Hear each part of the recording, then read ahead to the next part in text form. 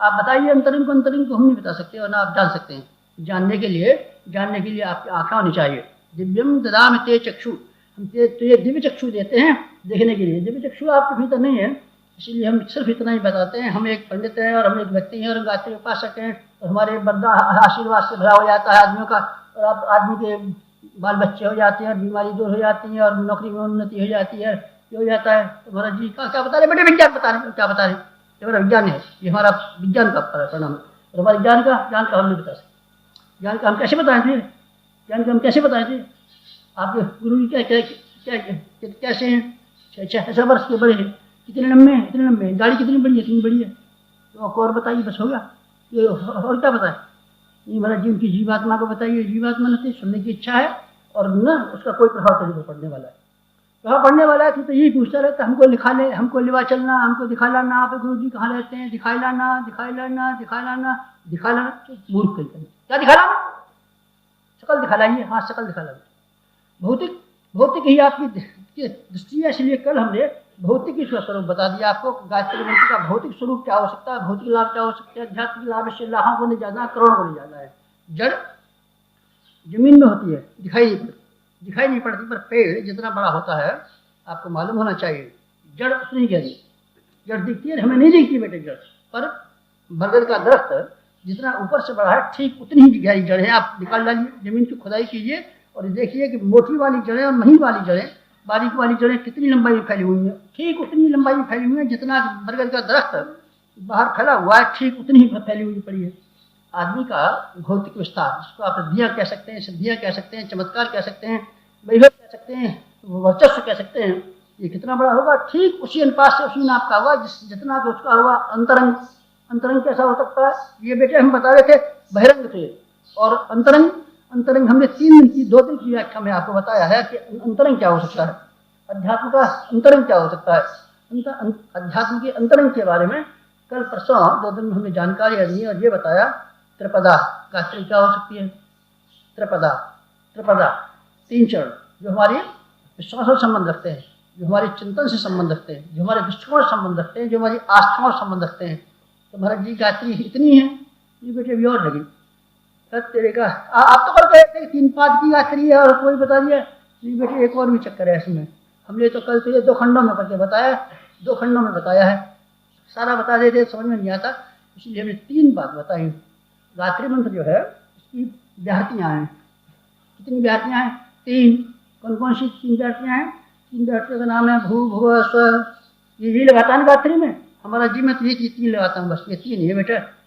और फिर तो सब 3 ही है, नहीं बेटे अभी और रहेंगे तेरे का। तो आपने पहले क्यों नहीं बता दी बेटे? 2 खंडों में बताई हमने। क्या व्याहृतियाँ हैं? व्याहृतियाँ 7 व्याहृतियाँ कौन सी हैं? जब हम प्राणायाम का मंत्र आपसे कराते हैं तो हम 3 व्याहृतियाँ वो बताते हैं शुरू वाली, और 4 और बता देते हैं। 4 कौन सी? 4 बेटे तप महाजना सत्यम। आपने पहले क्यों नहीं बताई? ये 2 खंड है। एक खंड वो है त्रिपदा वो खंड है जो आदमी के अध्यात्म से, आदमी के चिंतन से, दृष्टिकोण से संबंध रखता है। और 4 चरण, 4 और भाग लगे, वो कौन से हैं?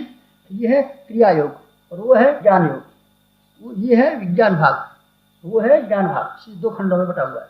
गायत्री मंत्र की व्याख्या 2 खंडों में बटी हुई है। आप यहाँ जाना, 7 ऋषि सप्तऋषि आश्रम है, उसमें 7 ऋषियों की मूर्तियाँ बनी हुई हैं। आप देखना, बीच में शंकर जी बैठे हुए हैं, चारों ओर उसकी घूम जाना, वहाँ 7 ऋषि मूर्ति बने हुए हैं। 7 ऋषियों की मूर्ति के ऊपर गायत्री मंत्र की 7 व्याहृतियाँ लगी हुई हैं। 7 व्याहृतियाँ क्या है? 7 ऋषि हैं। 7 व्याहृतियाँ क्या है? 7 ऋषि हैं। ऋषि तो एक मनुष्य थे, यहाँ बैठे मनुष्य तो भगवान भी थे, पर भगवान मनुष्य नहीं।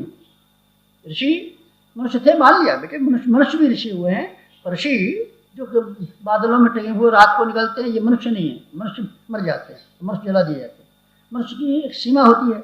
श्री कृष्ण भगवान की एक सीमा थी देवकी की, यहाँ वसुदेव के घर में पैदा हुए थे जेल खाने में।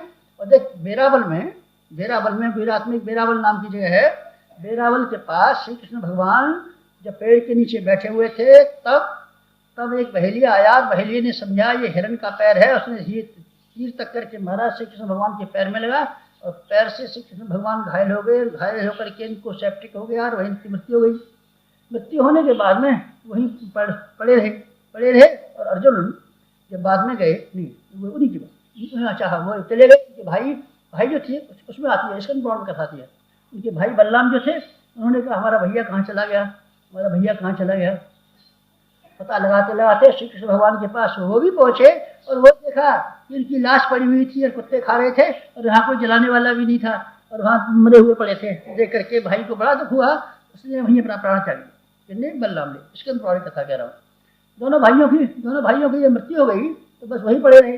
मांस वास गिद्धों ने खा लिया, कुत्तों ने खा लिया, कौओं ने खा लिया। और अर्जुन को जब ये पता चला श्री कृष्ण भगवान का क्या हुआ तो वो तलाश करने के लिए गए हैं। स्कंद पुराण की कथा के मुताबिक उन्होंने दोनों भाइयों की हड्डियों को इकट्ठा करके इनका दाह कर्म किया है, संस्कार किया है, श्राद्ध किया है, तर्पण किया है। श्री कृष्ण भगवान क्या हुए? बेटे मर गए। तो महाराज जी मर गए भगवान? हाँ मर गए भगवान। शरीरधारी सब मरे हैं, सबको मरना पड़ेगा। ऋषि सात जो थे वो क्या हो गए बेटे? वो मर गए। कब हुए थे हमें नहीं मालूम है, बहुत पुराने जमाने की बात है। 7 मनुष्य हुए थे, बहुत अच्छा काम करते थे, उनका देहांत हो गया। 7 ऋषि तो जिंदा है। हाँ बेटे हम प्राणायाम के समय जिंदा रखते हैं, प्राणायाम हम करते हैं और 7 ऋषियों के नाम देते हैं। तप महाजरा सत्यम, 7 ऋषियों की 7 विहारतियाँ हैं और जो बादलों में आसमान में चमकते हैं। जब तक सृष्टि कायम रहेगी तब तक 7 ऋषि कायम रहेंगे। तो मुझे कह रहा था आपसे 3 अंश त्रिपदा है गायत्री का और एक और उसका भाग है, उसका नाम है चतुष्पदा। ये कौन सा? ये तो आपने कहीं बताया नहीं बेटे। ये चतुष्पदा जो है विश्वामित्र कल्प नाम का एक ग्रंथ है, बड़ा कठिन ग्रंथ है विश्वामित्र कल्प। विश्वामित्र कल्प एक ग्रंथ है, उसमें क्या है? चतुष्पदा गायत्री का तांत्रिक प्रयोग लिखे हुए हैं। तांत्रिक प्रयोग का वर्णन विश्वामित्र कल्प में आता है। विश्वामित्र कल्प में आता है, उसमें 4 चरण भी दिए गए हैं। 4 चरण 4 कौन से दिए गए हैं? एक चरण है जो तांत्रिक उपासना में काम आता है, चौथा वाला चरण परो रजसे सावधो। परो